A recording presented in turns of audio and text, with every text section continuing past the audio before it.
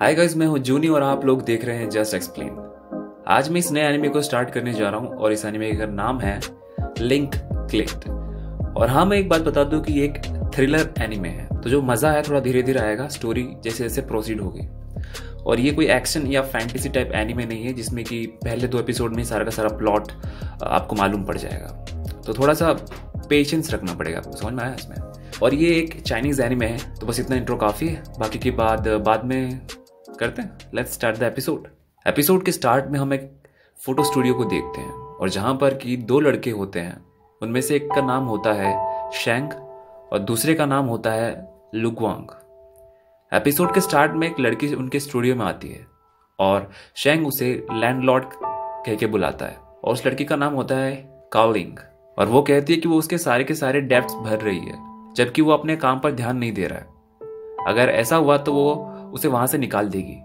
जिस पर कि शेंग कहता है कि ये घर उसके मॉम डैड का है और वो यहाँ से नहीं जाएगा जब तक कि उसके मॉम डैड यहाँ वापस नहीं आ जाते। और अगर उसे यहाँ से निकालने की कोशिश करी किसी ने तो वो इस घर में फांसी लगा लेगा और इस घर को किसी को बेचने नहीं देगा। जिसके बाद कि लुगवांग उनके बीच के झगड़े को रोकता है और वो काओलिंग से पूछता है कि आखिरकार इस बार क्या काम है।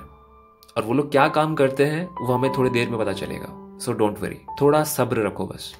वो कहती है कि उन्हें इस बार एक गेम कंपनी का फाइनेंशियल डेटा चुराना है, पर दिक्कत यह है कि यह मिशन बहुत मुश्किल है क्योंकि डेटा को किसी भी तरह से हैक से बचाने के लिए कंपनी का CFO उस डेटा को हमेशा अपने पास रखता है।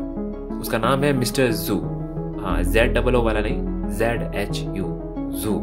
इवन वो उसे अपने कंप्यूटर पर भी नहीं रखता है, पर सिर्फ एक ही आदमी है जिसकी हेल्प से हम उस डेटा तक पहुंच सकते हैं और वो है उसकी सेक्रेटरी एमा। वही इस काम के लिए सबसे सही आदमी है। पर प्रॉब्लम ये है कि ये काम उन्हें कल आफ्टरनून से पहले करना होगा। शेंग कहता है कि इस काम के लिए टाइम तो बहुत कम है। लुगवांग काओलिंग को कहता है कि एमा यानी कि उसकी सेक्रेटरी की लास्ट खींची हुई फोटो कौन सी है। और काओलिंग उसे एक फोटो दिखाती है जो कि पिछले दिन आधी रात को लिया गया था, यानी कि वो फोटो पास्ट की है। और वो लुगवांग को कहती है कि क्या उस डेटा को हासिल करने का कोई चांस है। जिस पर कि लुगवांग उस फोटो को गौर से देखता है और उसके आई लेंस में हम एक तरह का फ्लैशबैक देख सकते हैं और ये शायद किसी तरह की सुपरनेचुरल पावर है। जिसके बाद कि लुगवांग कहता है कि हाँ, चांस तो है, पर दिक्कत यह है कि बस एक ही चांस है। अगर उन्होंने इस चांस को मिस कर दिया तो मिशन फेल हो जाएगा। जिसके बाद की सीन शिफ्ट होता है और हम लोग देखते हैं कि शेंग और लुगवांग सोफा पर बैठे होते हैं। लुगवांग अपने वॉच में देखता है और वो शेंग को कहता है कि जाने से पहले मैं एक बात बता दूं कि तुम्हारे पास सिर्फ 12 घंटे होंगे इस काम को करने के लिए, और दूसरा ये कि वो जैसा कहेगा शेंग को वैसा ही करना होगा। जिसके बाद कि शेंग कहता है कि ठीक है। वो फोटो के अंदर जाएगा और लुगवांग उसे जैसा इंस्ट्रक्शन देगा वो वैसा ही करेगा। जिसके बाद कि वो दोनों क्लैप करते हैं और जिसके बाद कि शेंग ठीक उसी पोजीशन और स्टेट और टाइम में पहुंच जाता है जिस टाइम पर वो फोटो ली गई थी। और उसके साथ ही शेंग अब एमा की बॉडी में आ चुका होता है। अगर सिंपल भाषा में कहूँ तो समझने के लिए समझ लो कि एमा की बॉडी के अंदर अब शेंग की आत्मा आ गई है। ऐसा कुछ सिनेरियो है। एग्जैक्टली ये नहीं है, पर समझाने का यही मेरे पास बेस्ट एग्जाम्पल है। और लुगवांग शेंग को कहता है कि उसे लड़कियों जैसी हरकतें करनी होगी, नहीं तो लोगों का उस पर शक जाएगा। पर तभी उसका बॉस यानी कि मिस्टर जू उसे बुलाता है और एमा उसके ऑफिस में जाती है। मिस्टर जू उससे पूछता है यानी कि एमा से कि क्या उसका कोई बॉयफ्रेंड है। जिसका आंसर शेंग अपने मन में लुगवांग से पूछता है कि क्या एमा का कोई बॉयफ्रेंड है, और वो उसे मना कर देता है कि नहीं, उसका कोई बॉयफ्रेंड नहीं है। मिस्टर जू उसे कहता है कि उसे इतनी रात गए अकेले डिनर करने की जरूरत नहीं है, वो चाहे तो वो उसके साथ डिनर कर सकता है। जिस पर कि एमा यानी कि शेंग काफी चौंक जाता है और मिस्टर जू काफी सारी बातें बोलने लगता है और एक तरीके से कहूं तो वो एमा के साथ फ्लर्ट कर रहा होता है। जिसके बाद कि शेंग को समझ ही नहीं आता कि वो इस सिचुएशन में क्या करे। वो ऐसे वियर्ड से सिचुएशन में फंस जो गया है। और शेंग कहता है कि रे साला, ये तो ठरकी निकला, अरे भाई मेरी इज्जत लूट लेगा ये। लुगवांग उसे कहता है कि मैं जो कहूँ वैसा ही बोलना। उसके कहने पर शेंग मिस्टर जू को कहता है कि वो लोग कंपनी की प्रॉपर्टी पर है और उन्हें ये सब नहीं करना चाहिए। मिस्टर जू कहता है कि उसे इस बात से कोई दिक्कत नहीं होनी चाहिए क्योंकि वो लोग उसके प्राइवेट ऑफिस में हैं। शेंग कहता है कि अरे इसे चाहिए अभी सेक्स, बाद में सेक्स, उठते ही सेक्स, सोने से पहले सेक्स, सोने के बाद सेक्स, सेक्स करते वक्त सेक्स, सेक्स में सेक्स। और ये बुरी थूत का तो साला पप्पी भी दे रहा है। उठा ले रे देवा, उठा ले रे बाबा। लुगवांग उसे कहता है कि उसे इस मिशन के लिए थोड़ी कुर्बानी तो देनी ही होगी, तो ये काम तो तुमको ही करना पड़ेगा, यानी कि उसे भी किस करना ही होगा। मतलब क्योंकि अगर वो पास्ट में कुछ भी चेंज करेगा तो उस एक चेंज की वजह से उन्हें कई सारे चेंजेस करने पड़ेंगे। शेंग के पास कुछ और ऑप्शन नहीं होता और वो भी उसे किस करने के लिए जाता है। हाँ, पर तभी एमा की मॉम का फोन आ जाता है और वो मिस्टर जू को पीछे धकेल लेती है और लुगवांग उसे कहता है कि यही बेस्ट टाइम है उस सिचुएशन से बाहर निकलने का। जिसके बाद कि शेंग बच जाता है और वो एमा की मॉम से बात करने लगता है और एमा की मॉम उसे कहती है कि वो फिर से बाहर खाना खा रही है और उसे ऐसा नहीं करना चाहिए और उसे खुद का ख्याल रखना चाहिए। जिस पर कि उसके डैड यानी कि एमा के डैड उसे कहते हैं कि उसे अपने बॉस को कहना चाहिए कि उसे इतनी रात तक काम ना कराए, वो अगले दिन आकर उस काम को कर सकती है। वो उसे ये भी कहते हैं कि उसे अपने लिए एक बॉयफ्रेंड ढूंढ लेना चाहिए। तभी उसका बॉस वहां आ जाता है और वो उसे कहता है कि उसे कल की मीटिंग के लिए प्रिपेयर करना है और साथ ही उसे ये काम खत्म करके घर जाना है। जिसके बाद ही वो फोन रख देता है और अपने काम में लग जाता है और लुगवांग उसे काम करने में उसकी हेल्प करता है। जिसके बाद की वो काम करने के बाद अपने घर जाती है और वो काफी थक चुकी होती है। तभी उसके फोन पर एक मैसेज आता है। लुगवांग कहता है कि रहने दो, तुम सो जाओ और उसका रिप्लाई देने की कोई जरूरत नहीं है। जिसके बाद कि शेंग की थोड़ी सी आंख लग जाती है और वो एक ड्रीम देखती है जिसमें कि एमा उसके पेरेंट्स के साथ बैठकर स्प्रिंग रोल्स खा रही होती है और वो लोग उसका काफी ख्याल रखते हैं। और उसे याद आ जाता है कि जब उसके मॉम डैड उसका ख्याल रखा करते थे तब उसे इस तरह का सड़ा और बासी खाना नहीं खाना पड़ता था।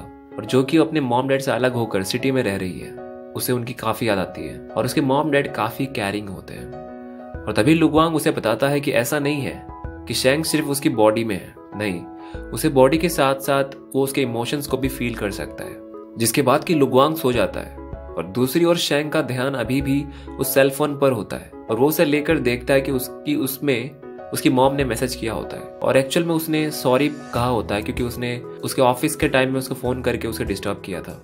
और वो मैसेज को देखकर एमा इमोशनल हो जाती है। जिसके बाद की सीन शिफ्ट होता है और हमें अगले दिन ऑफिस में उस मीटिंग का सीन दिखाया जाता है और 9 बजते ही वो मीटिंग स्टार्ट हो जाती है और शेंग लुगवांग को पूछता है कि क्या वो अपने प्लान के हिसाब से काम करना स्टार्ट करे। लुगवांग कहता है कि नहीं, अभी नहीं। और उसके थोड़े ही देर बाद लुगवांग उसे कहता है कि अब टाइम हो गया है, जल्दी से मिस्टर जू के टी को उसके ऊपर गिरा दो। और शेंग वैसा ही करता है। जिसके बाद कि वो उसके टी को क्लीन करने की एक्टिंग करता है कि तभी राइट टाइम पर कैबिन में मिस्टर जू की वाइफ आ जाती है और वो उसे डांटने लगती है क्योंकि वो हमेशा घर लेट आता है। तो उसे लगता है कि एमा और उसके बीच कुछ चल रहा है, यानी कि अफेयर्स। और वो उसे यानी कि एमा को एक तमाशा मारती है और वो उसके मॉम और डैड और उसके बारे में बहुत कुछ बुरा भला कहती है।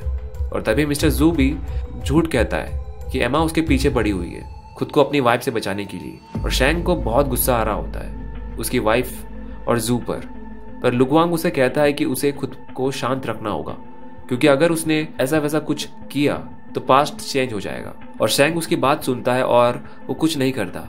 पर जू की वाइफ उसे एक और चाटा मारती है और वो नीचे गिर जाती है और उसके हाथ लगकर वो लैपटॉप भी नीचे गिर जाता है। और शेंग अपनी नजर उस लैपटॉप स्क्रीन पर फेरता है और उसके वैसा करते ही लुगवांग को सारा का सारा डेटा मिल जाता है और वो शेंग को कहता है कि मिशन कंप्लीट हो गया। सीन चेंज होता है और हमें अगले दिन का न्यूज दिखाया जाता है जिसमें कि हमें पता चलता है कि कंपनी का डेटा लीक करने की वजह से मिस्टर जू और उसके एक पार्टनर को अरेस्ट कर लिया गया है।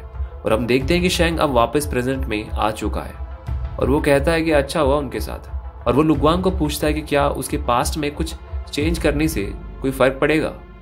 उसकी बात सुनकर लुगवांग चौंक जाता है और वो से पूछता है कि क्या उसने कुछ चेंज किया है पास्ट में जो कि उसने करने से उसे मना किया था।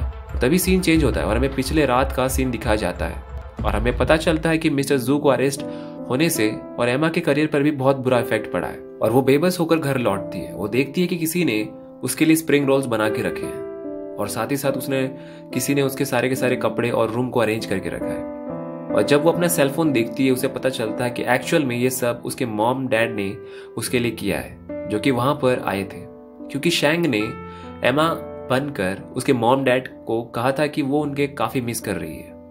जिस पर कि एमा काफी इमोशनल हो जाती है और जब वो अपने मॉम डैड को फोन करती है तो उसे पता चलता है कि वो लोग रेलवे स्टेशन पर हैं और घर के लिए निकल रहे हैं। और वो कहती है कि वो उनसे बहुत प्यार करती है और वो भी उनके साथ वापस गांव जाना चाहती है और वो अपने पेरेंट्स को उसके लिए वेट करने के लिए कहती है।